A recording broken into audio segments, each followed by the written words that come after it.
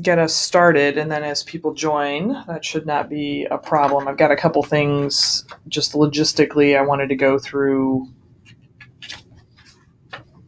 jumping in. So 2 items logistically. One is as people are available, again, we're having a couple of days of one-on-one mock interviews with me. Next week, I'll be up in Madison on Tuesday and Wednesday. I have a number of appointments already. I look forward to filling those 2 days. For maybe anyone who's feeling a little bit hesitant based on your prep or your, kind of where you stand, I just would encourage you to not worry about that. I do case practice with people at a variety of stages. I always kind of adapt how we do it. But just, that opportunity to do a little bit of one-on-one, I think is tremendously beneficial. So don't worry about what I'm going to think. I place no judgment. There's no pain in it. Usually it's a really good conversation. Everybody I'll meet with for an hour, we work on the case for maybe 20, 25 minutes, and then we spend the rest of the time doing feedback. So those opportunities are great. I find them very engaging. I think everybody walks away with some really good action going forward, again, regardless of where you are in your practice. So I think Heather sent out a reminder about that. It's posted on Basecamp. I'll probably be adding it to the webpage today, but there's a variety. If you can't find the link, let us know. The second update I want to make, we had a practice session to make up. That practice session, I think the best timing was actually the following Wednesday, which was December 12th. We're gonna use this same time slot, 4 to 5 on Wednesday. I think that seems to work best for the most number of people that responded to the poll. So what that means is that after tonight, we'll have 2 Wednesdays left. So next Wednesday, we'll be doing this live. We're going to be in Granger. I believe that either Heather or Betsy has secured a room for us. So we'll be together. So hopefully you guys will be able to attend that. It'll be great to see you again in person. So just those kind of items. Again, I know schedules are super busy, but if you have the opportunity to join, that'd be great. All right. So for our time tonight, I made a little bit of a shift, just reviewing some feedback and also just kind of seeing where we are in our schedule, because we had to shift one of the sessions. Tonight, what we're going to do, or this afternoon, I guess it's not quite tonight, we're actually going to walk through a mini case. And what this means is we're going to do a case practice from end to end. One case will take us the full amount of time. I've broken the case down into a set of, kind of different marker points based on different questions.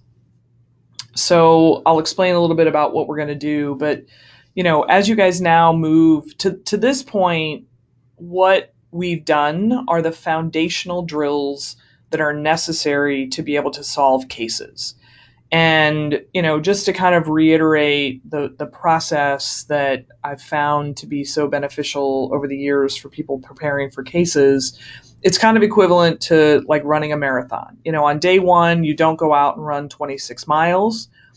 For several weeks leading up to a marathon, you do short runs, you do training, you might do some weight training, you might, do some biking, there might be some weightlifting.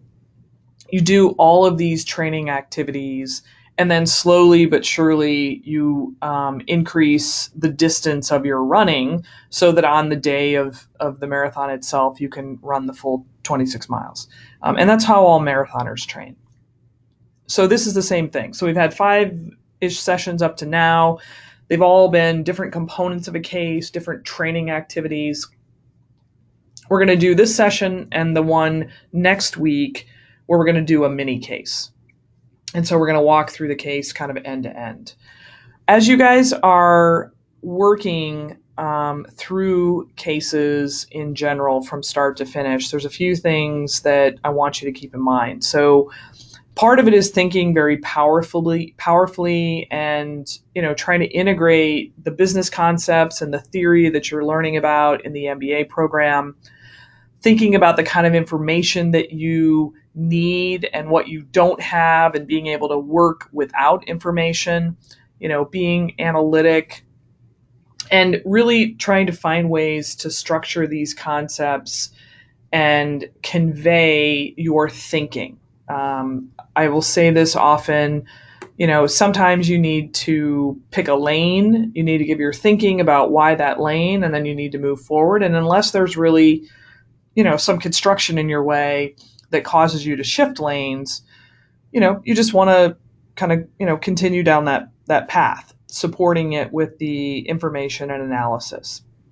When you guys are doing this practice with a partner, the feedback that you give each other is super critical. And it's important that you are critical in your feedback.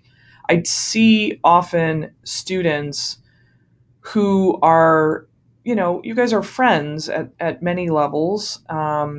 And sometimes, you might say to your partner, hey, that was really good. And you're trying to avoid, being harsh or hurting feelings. Some people can go the other extreme and be really harsh, and sometimes that's hard to take. But I think if you can be objectively critical, you're only going to get better in this process because of that.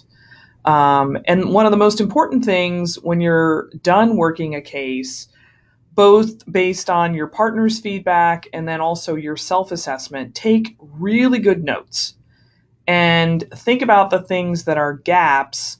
And then in those areas of gaps, then you can go back to some of the drills or some of the other areas of self-study. And that iteration process is what enables, I think, the best learning. Okay, so overall, we're not necessarily trying to get an answer here. We're trying to work through a process and really find ways to best develop our thinking in a structured way. So a little bit of an introduction there of what we're aiming for. So for our practice now, here's how I'd like to have this work. And in order for it to work well, I'm looking for and asking for enthusiastic participation, because it'll be a lot more, I think, energetic and engaging. So what I'm going to do with this case is I'm going to give you guys the case prompt. Overall, there's 5 separate questions that we're going to review, and we're going to do them one by one. I'm going to, when I finish doing the case prompt, I'm going to ask you guys if you have any clarifying questions. So you can ask me questions before we move on. And ideally, these are things that either give you a little bit more context or clarify where the case is trying to head. So try to avoid like really specific details or information that's going to help you solve the case at the start.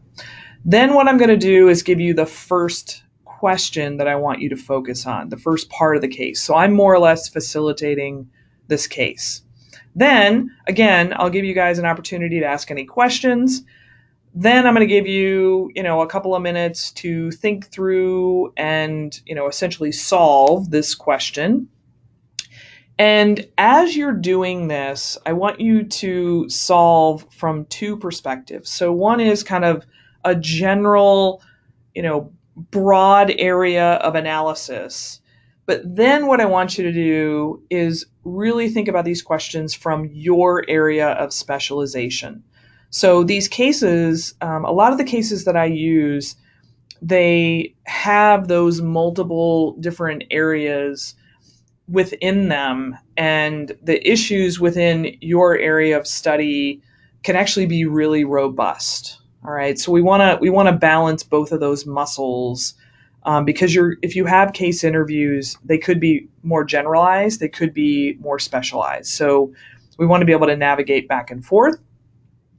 And then, as I always do, I'm going to ask a couple of people to volunteer to kind of give your thinking about the question.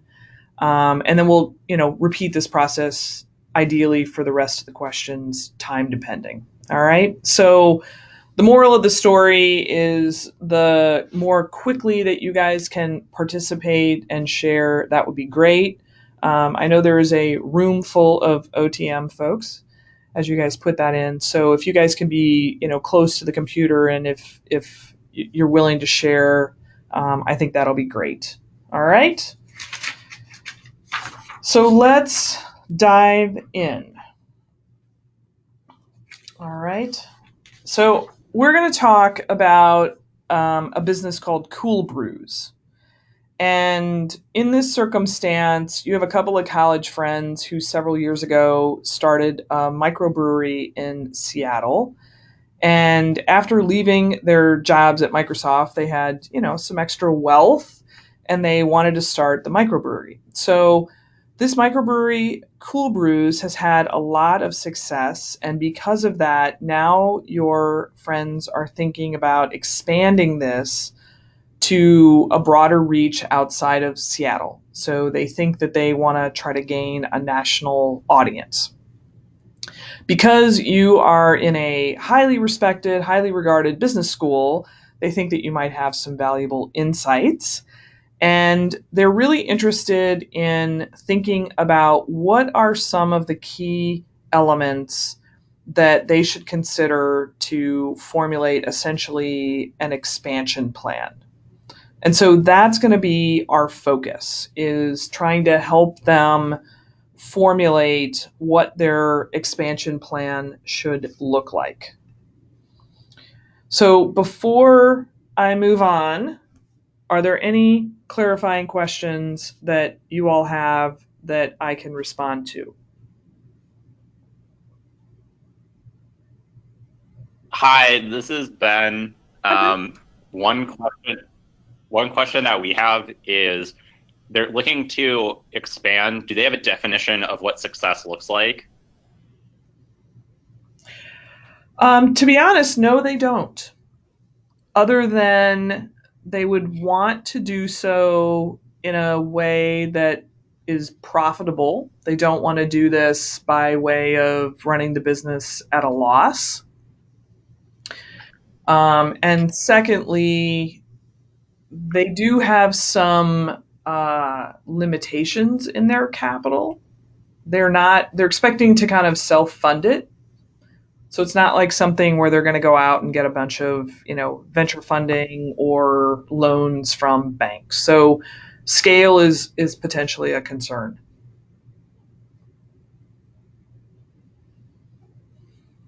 Other questions? Or I should go back. Ben, does that help clarify a little bit for you what you were getting at? Yeah, I mean, I was just wondering if they had like a specific growth rate they were particular, or like a top line sales number they were looking at, or like market penetration, or like any like very clear objective goals about this, or is it just generally how would we expand? Correct, generally. Okay. There's one other question from the room here, and that is kind of generally, they talk about cool brews. What are the major like product categories that they have? Mhm. So they do a set of microbrews, and they're all on tap right now. And the microbrewery is kind of a brewery restaurant. So they have kind of a cool chef that has, some standards and makes some really cool, brewery type food. They don't bottle anything. They might, sell a T-shirt now and then, but it's really beer and food, the core, kind of the core business.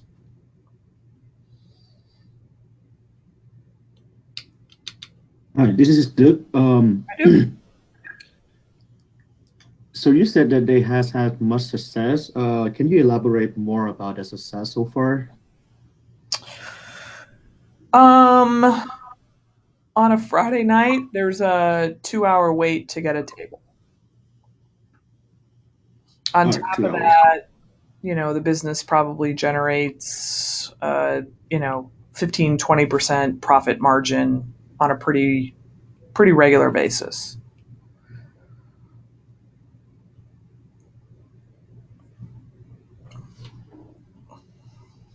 Good question. Anything else?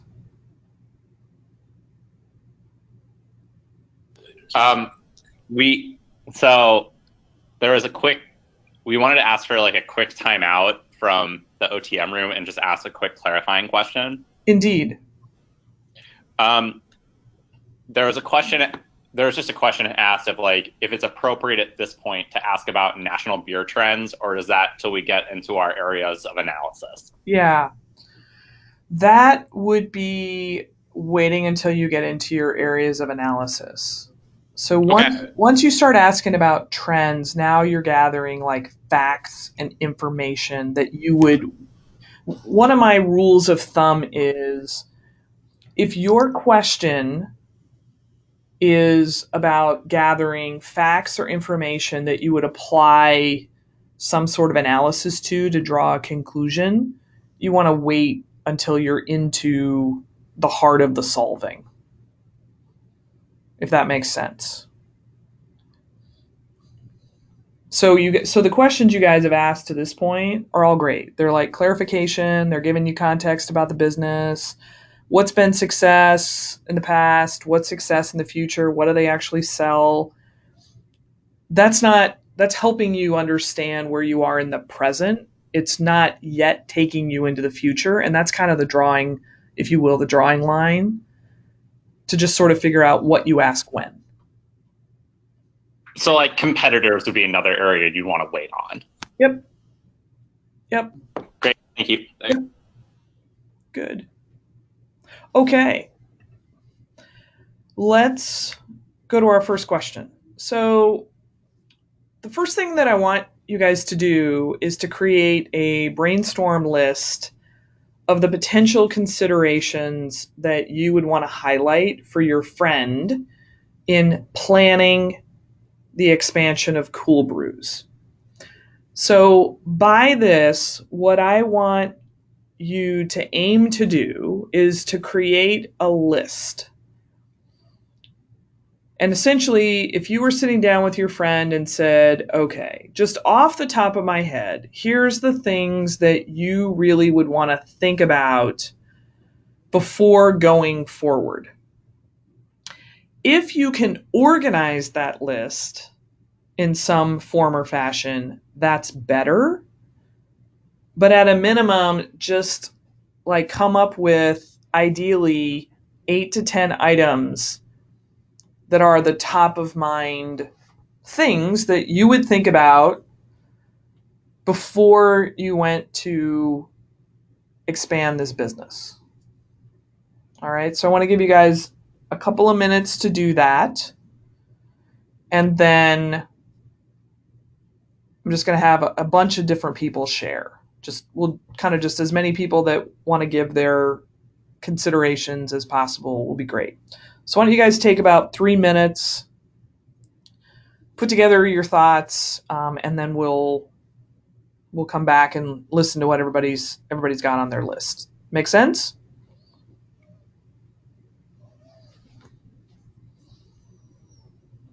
Some of the items on your list, and maybe somebody kick us off, share a couple items, and we'll kind of move on to the next person. Let's see if we can hear from as many people as possible. Or if in the OTM room you would like a spokesperson, that works as well. So somebody kick us off. So this is Kevin in the OTM room. I guess I was just volunteered as our spokesperson. Kevin? Some of the things we talked about were like the first big consideration is, do they want to be a big brewery and distribute, or do they want to open like more of these kind of restaurants as kind of a chain and franchise?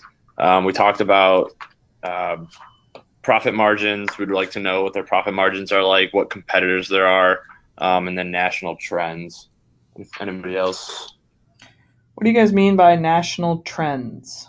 Just I think just like kind of like we talked about earlier, the trends of the beer market, what like national revenues look like, Mhm. saturation. And then adding on a little bit, what areas of the country are they particularly interested in? Do they want to stay regional or do they want to grow? I mean, there is a concern about scale here. So like it's a difference if they want to move into Portland or if they want to move into like New York City. So like those have a bunch of different considerations, but also what kind of like distribution they would want to look at. So do they have a distributor in mind? Do they have any expertise around these things? Just like that bottom part of the balanced scorecard about learning and growth. Like, do they have the experience necessary in order to like start up bottling operations, or is that going to take a lot of time and money? Yep. I like all that. Anybody else want to add some things that you're thinking about, you have thought about? I just want to add that I would consider the financial status and the potential for, for additional budget for expansions. Yep. Operation capacity to expand, and then related marketing activities that they would need to do.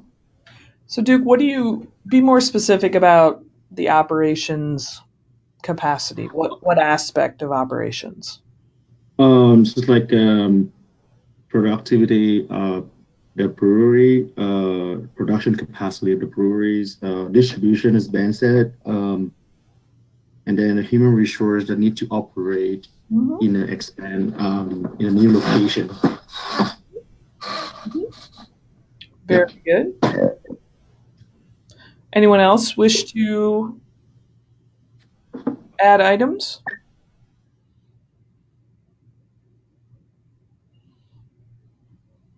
Did we cover everything?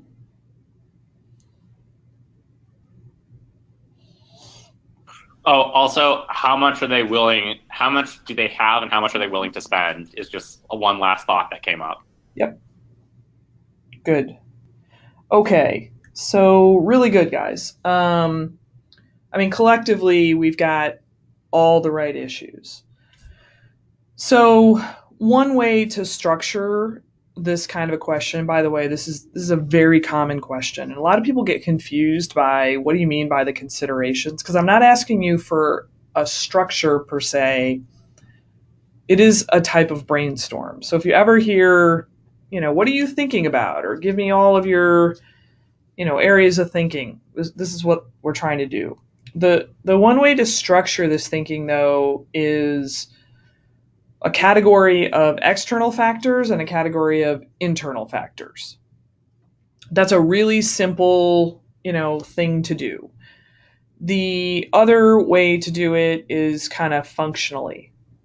So if we think about, strategy setting and the goals and the aims of the business and the competitive environment, and then we think about, the operating model of the business and how we're going to do that, and then the financial considerations, all the, human capitals, technologies, so there's no one way to create structure, but having a way so that you don't just have a laundry list of items, that's a skill that you want to evolve towards. Okay. And then I think, as we were going along, I was asking a couple of you, what do you mean by that? Be more specific. So throughout all of this case, the more you can tie your comments to those things that are really specific about beer making and food serving, the better that you are. So, I'm not a beer making expert by any stretch, but I would imagine that if you're going to expand a microbrewery, you'd have to have a means to produce. So you'd have to have whatever the equipment is. And if you're going to have multiple locations, and then some of you were talking about if they're going to be a distributor, you'd have to scale that. But then you also have to have the raw materials. I don't know what's special about their beer, but if there's a certain type of, hop or flavoring or ingredient, do they have access to that on a larger scale? So, that type of specificity it just gives what you're talking about a little bit more depth, a little bit more essence. I mean, I think overall, all of your comments were great. A couple of things that maybe in addition that we could touch upon would be the whole marketing side. Is there some brand attention to the microbrewery? Would that brand expand? How would they create awareness? How did they get this awareness in Seattle? Is there something different about, you guys were talking about the microbrew trends. Is there something different about the consumer in different regions of the country? But I like all the elements that you're incorporating.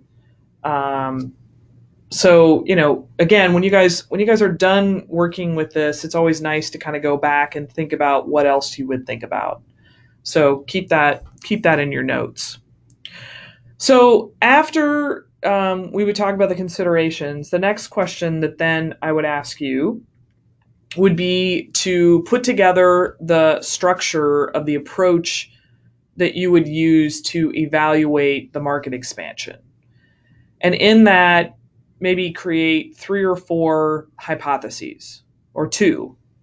Two good ones are great.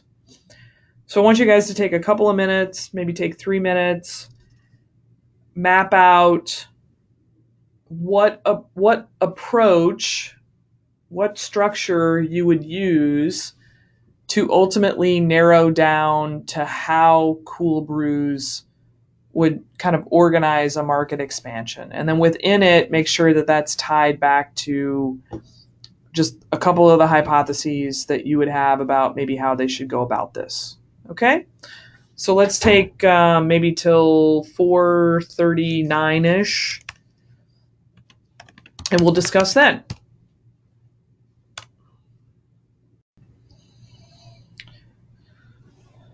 So kind of walk us through maybe what your hypotheses are and what are essentially the areas that you'd want to evaluate to review those hypotheses.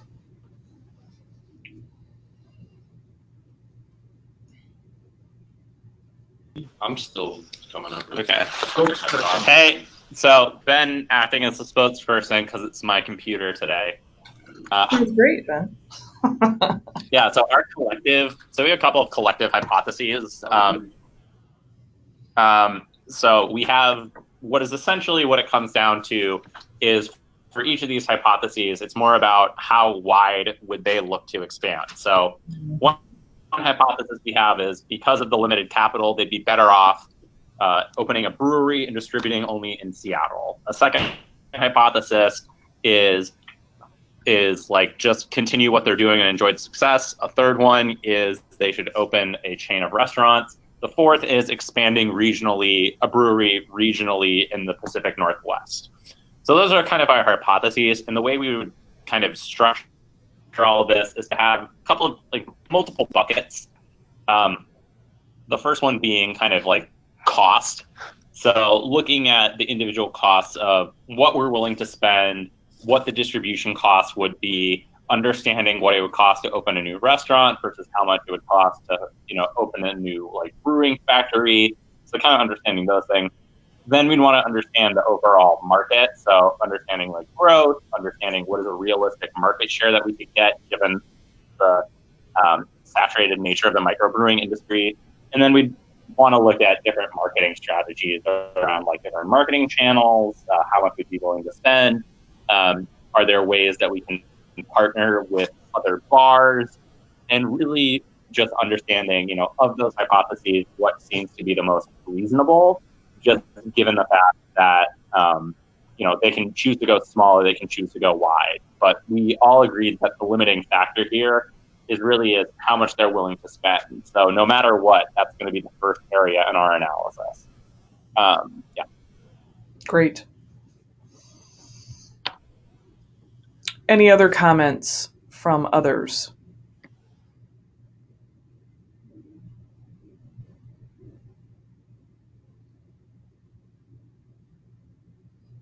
Okay, good.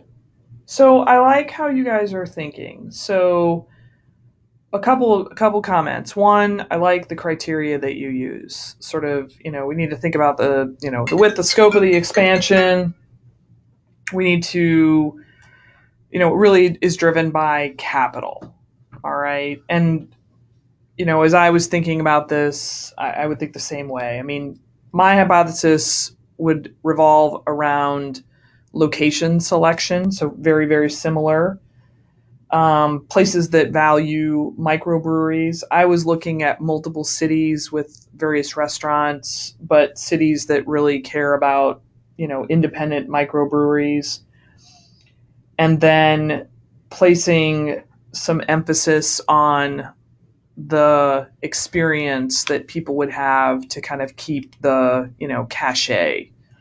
So somewhat my structure might be a little bit broader, and that's where you guys can kind of think about all the different dimensions that you cover. So the market piece, I have that as well.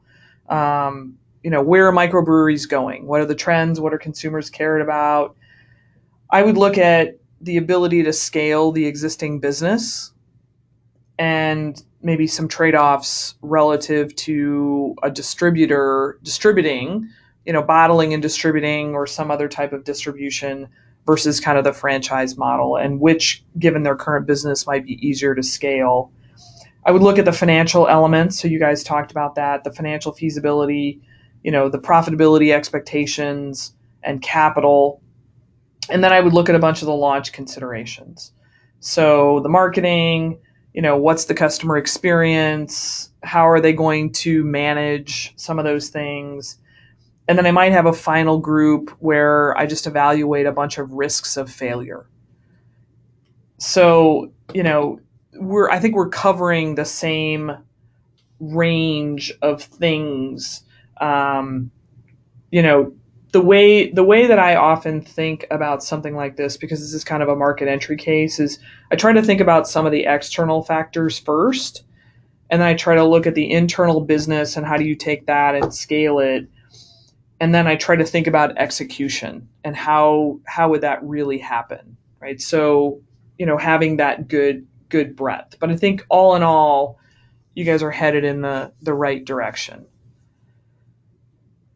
Any questions about this dimension? Can I have a question? So when you said 3 or 4 hypotheses, what are they exactly? You can tailor them in a couple of different ways depending on the case, but the hypothesis here, so if you go back to our core question, what are the key elements of an expansion strategy? So you want to, in your hypotheses, kind of already be proposing a few ideas for an expansion strategy, Okay. like the anchoring. You know, Sure.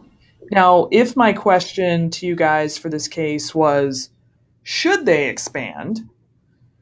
Then your hypothesis might be a little bit different. Your hypothesis might be, well, if these 4 things are true, then they probably should expand.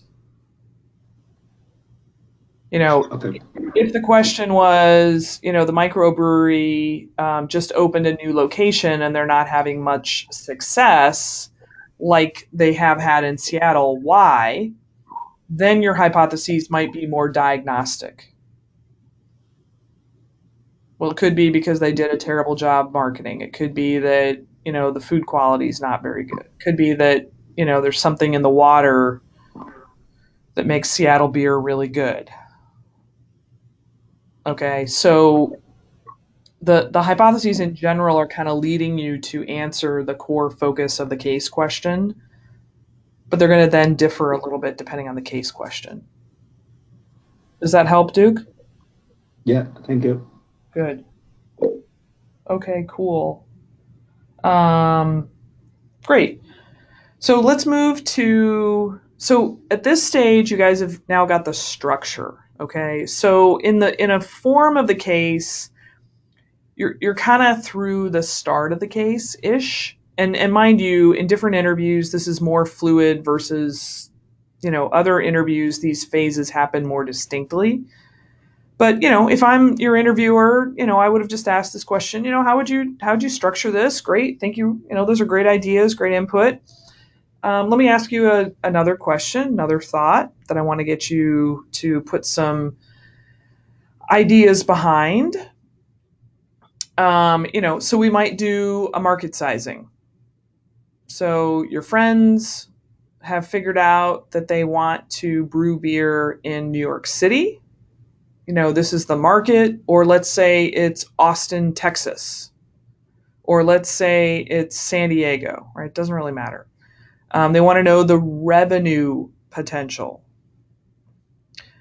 So if we estimate the amount of beer consumed on a typical Friday, so let's use New York City,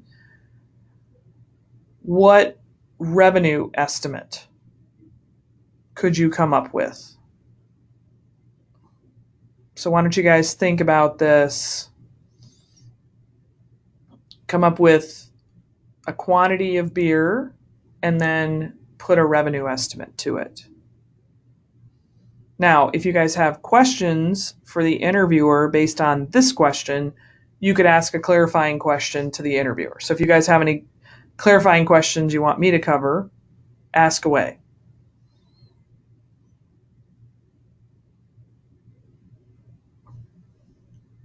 And if not, run through the numbers.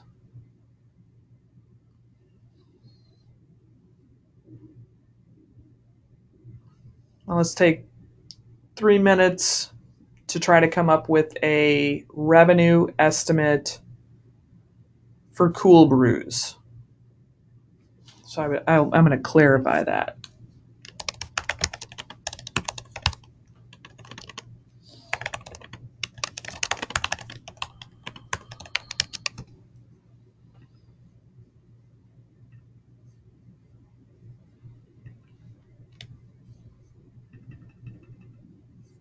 Okay.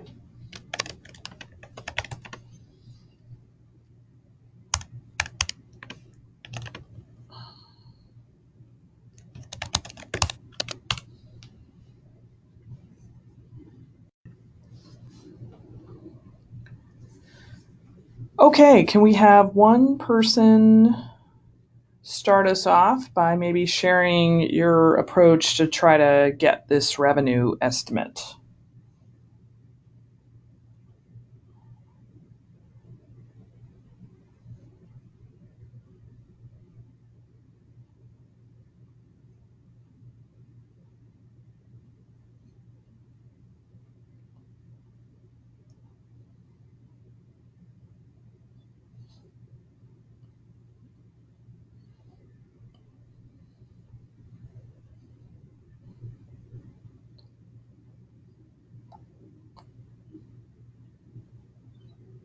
Who has some at least initial thoughts or full thoughts, even if they're crazy? Hi, Pam, Animesh here. Hello. So I have taken the the population of New York, which is 8.6 million currently, and first of all I have removed the children from the population. They won't be drinking, and so that means 30% I've removed it, and then so left over the 70% I remove 40% who are not the beer drinkers and it. So with the 30% of the population actually going for the beer drinks on Friday, and average spending getting spiked up. So I'm taking the average spending as $10 by every beer user. So I am giving my revenue predictions at $30 million for Friday night. 30 million. Yes. Okay, cool. I think that has a good foundation to the approach. Does anyone else have a way that you thought about this?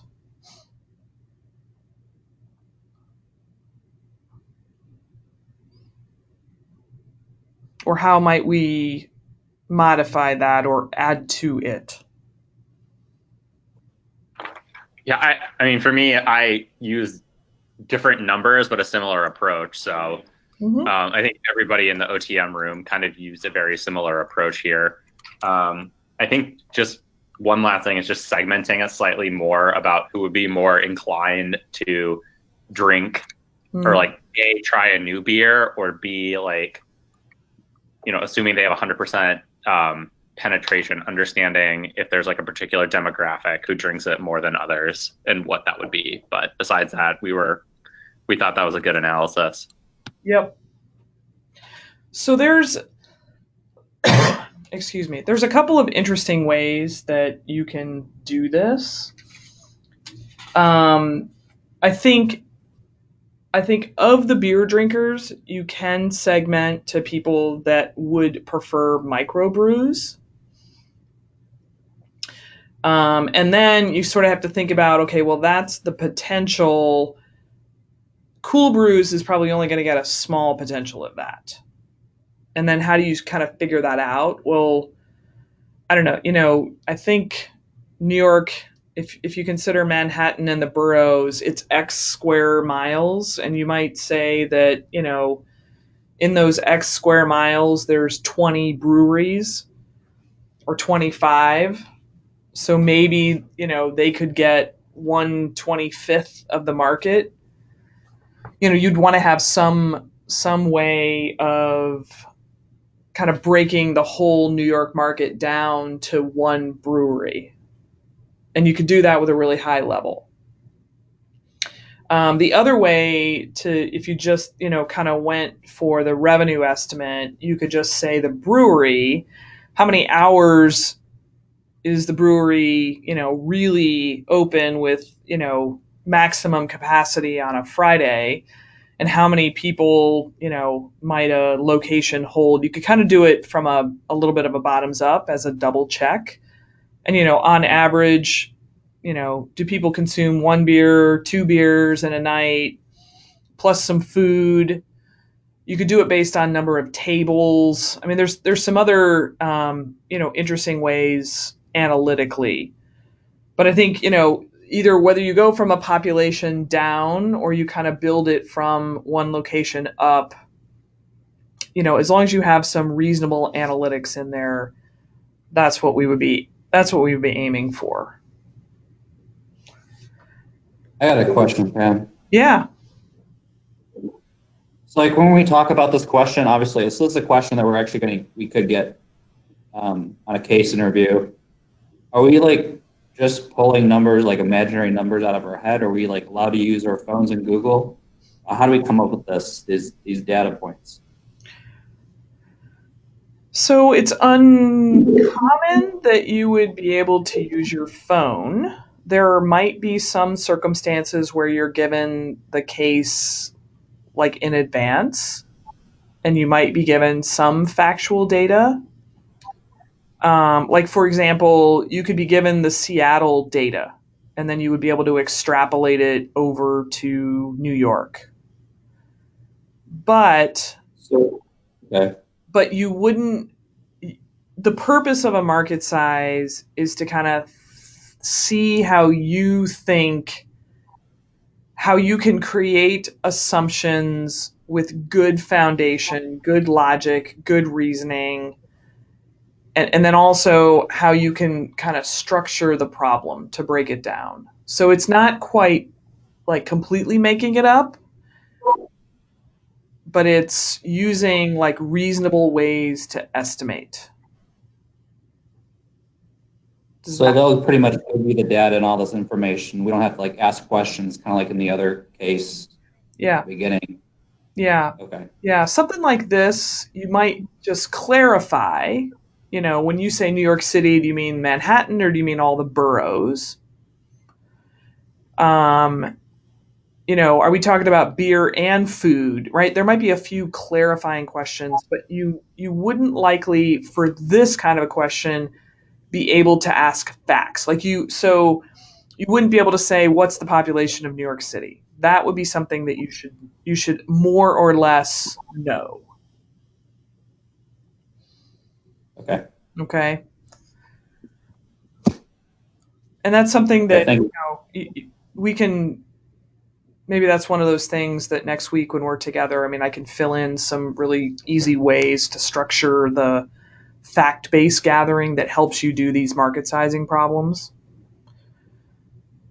For any of you, I don't know if anybody here live is sort of a finance specialization, but any of you that are actually, market sizing and revenue estimation is a pretty common finance skill. So, and for marketers as well. Not that it isn't for some of the other specializations, but it's probably more pressing here in those. Okay, I know we're at 5. I'm going to have you guys do the next question really quickly, and then we'll do the final question, which is kind of a summary. All right, so the next question is about risks. What I want you guys to do is take 1 minute and write down what you think are the 3 most significant threats or risks if Cool Brews was to expand their business.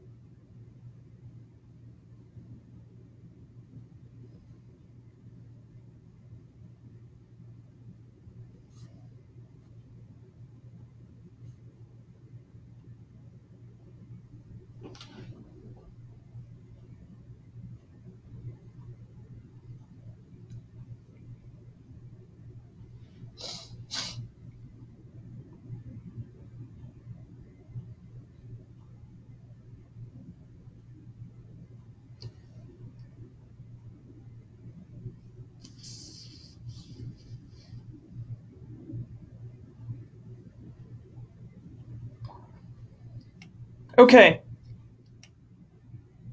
We tend to be pretty good at identifying risks. So let me hear a couple of the things that you guys are thinking about in terms of, threats or risks or concerns about doing this type of an expansion.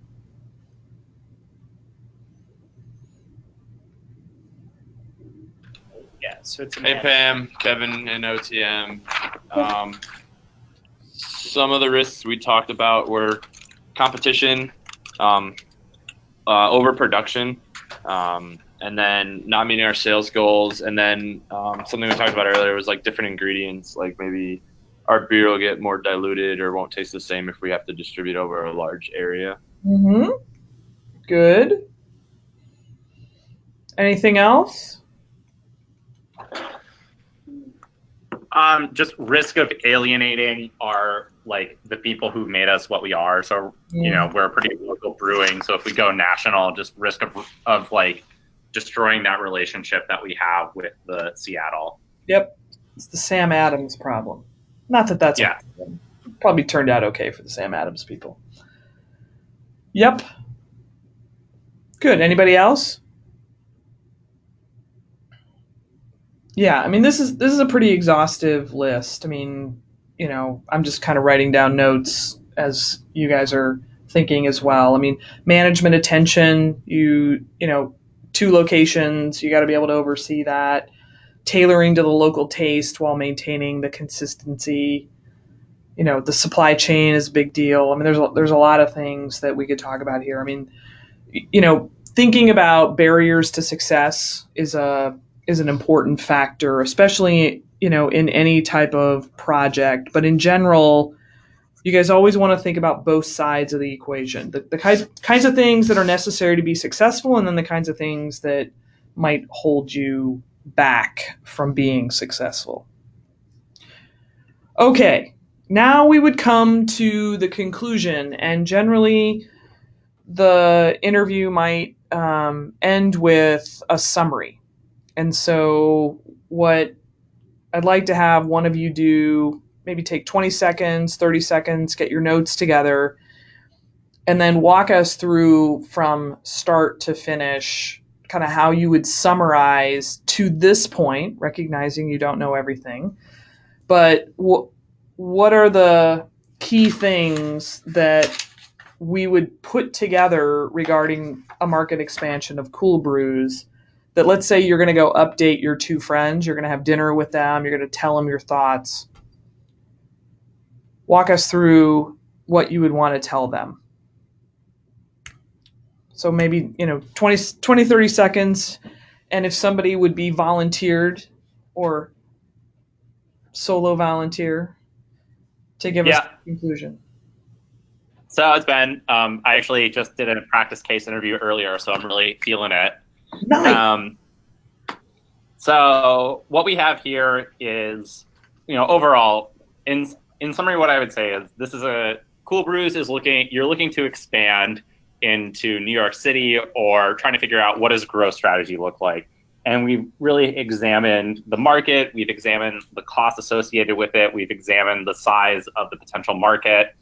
And we've looked at, through our different hypotheses, we've kind of looked at the considerations and risks of kind of what it would take for growing. There is a lot of opportunity here, but there is also a lot of risks. For example, there is an opportunity to grow our sales base and really expand into New York and all of the benefits of expanding there, but we risk kind of losing our identity, just to hit on a couple. And overall, I think at this point, I would want you all to focus a little bit more on kind of looking regionally and maybe looking at expanding in a market that you're already familiar with. Great. Good. Okay. A couple of comments. So there's no exact way to do a conclusion. I mean, I think being concise is a principle, being focused on the question that you were asked. I would also make sure that any numerical analysis that you did, you actually state the number. So we kind of scooted through that a little bit. But if you had that market size number, make sure you state that you addressed it, but then if you can actually get, we assessed, I did an estimate of the market size. It looks like revenue for the brewery could potentially be X. That's great. In some circumstances, so you made the conclusion, focus regionally more towards the end of your summary. There are some case circumstances where you're going to want to state that earlier. And this is just a technique of, tell the answer and then tell me why. Then you can give those numbers, the analysis, then you can talk about some of the risks, and then you might give some next steps. Look, if I was going to tell my friends the 2-3 things they ought to go do tomorrow, okay?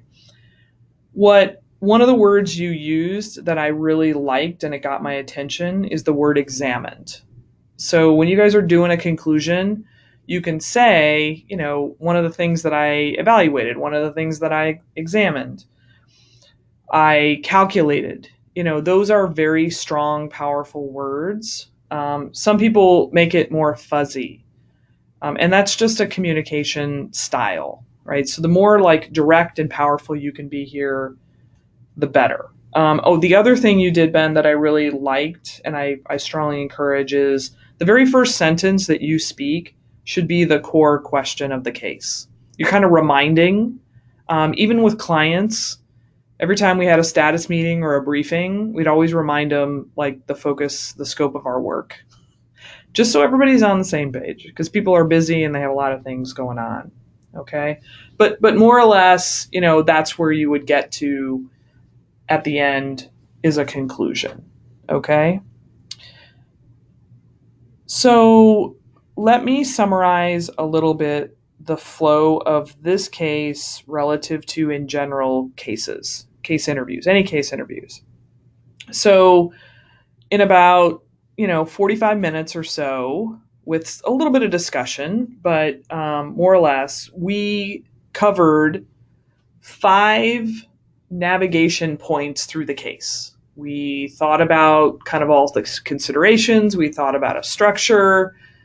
We addressed a market sizing. We thought about some risks, and then we gave a conclusion, right? So every case, whether you're driving those points or whether the interviewer is, always kind of think about that every case is going to break down into 4 or 5 kind of critical areas.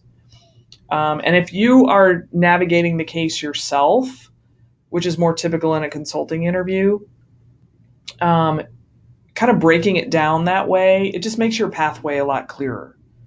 And it also is helpful when you know that you're towards the end, right? I prompted you guys to do a conclusion, but in some interviews, they won't do that. They just kind of expect you to be ready.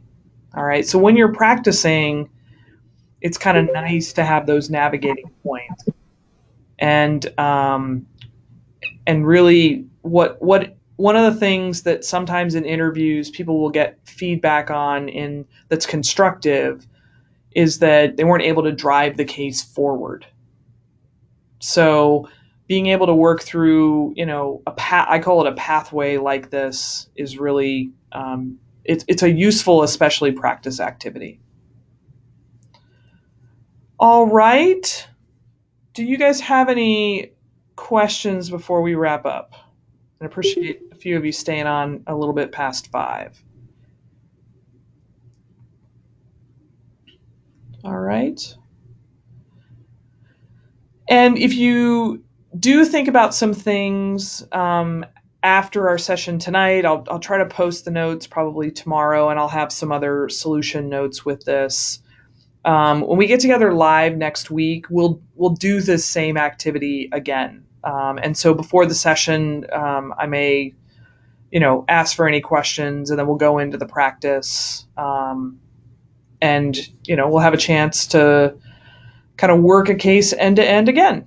All right. So thank you guys again for joining. We're kind of in the downhill part of our practice and preparation. I'm excited to be able to see you guys next week. And so until then, have a great rest of the week. Good night.